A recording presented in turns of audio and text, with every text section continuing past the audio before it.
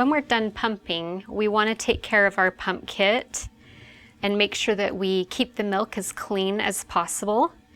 So when we go to wash the pump, the milk never touches the caps. They are completely kept clean, so we shouldn't ever have to worry about cleaning our tubing. But we will have to clean everything down. So I'm going to pull out the diaphragm. I'm going to twist the cap off. And the valve down here, we want to tap. Sometimes there's some milk that collects, and we want to get every drop out into the bottle. So then I will pull the valve. We're going to wash that. We're going to pull the flange. And then this milk is ready for the lid.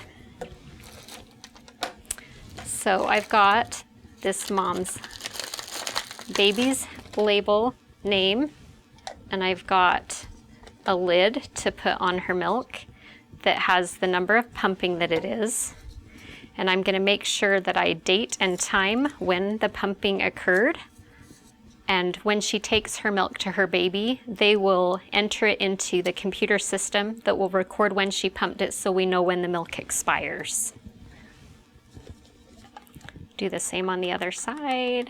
Tap. We can pull that. I'm actually going to combine these two because there's just a little bit. And I always instruct moms to pump into new sterile containers every time, especially for a hospitalized baby, so I would just throw this bottle away.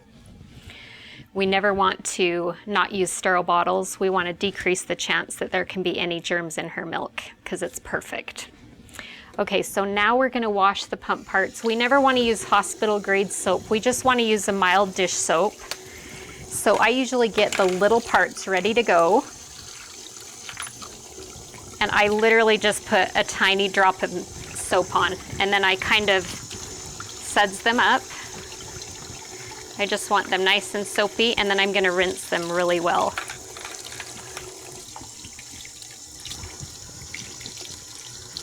And once they are rinsed, you don't want to leave any soapy residue.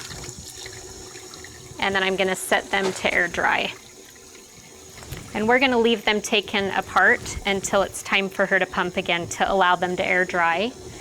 And then again, another little drop on the flange, and then I'm going to kind of make sure that there's no milk residue. And then rinse really good. Shake off the water.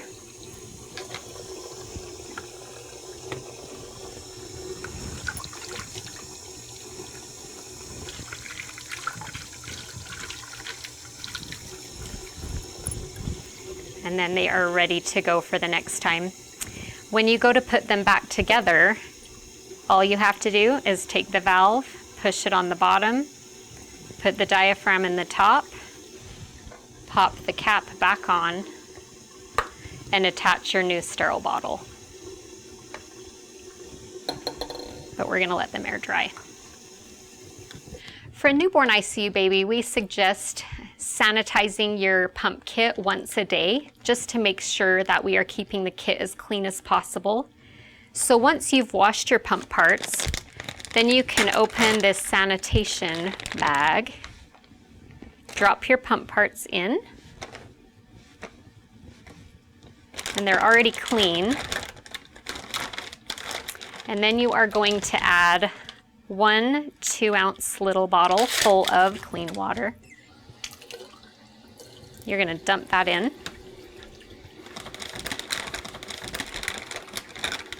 Then you're going to seal the bag and follow the directions for microwaving your pump kit that are on the back. There's different times that are suggested for different watts of microwaves.